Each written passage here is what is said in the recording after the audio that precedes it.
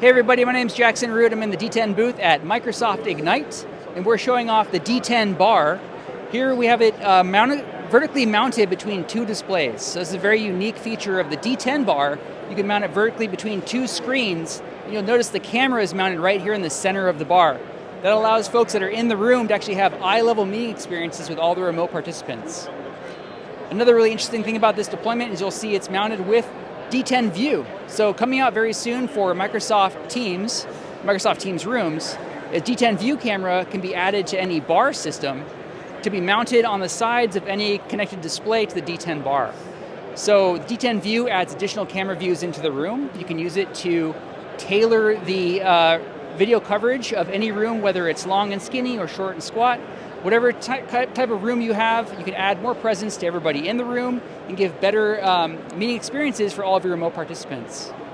So the DTEN bar runs Android operating system. It's got the camera, microphones, stereo speakers, all built into one elegant, very easy to deploy system. For more information on the DTEN bar, visit us online at www.dten.com.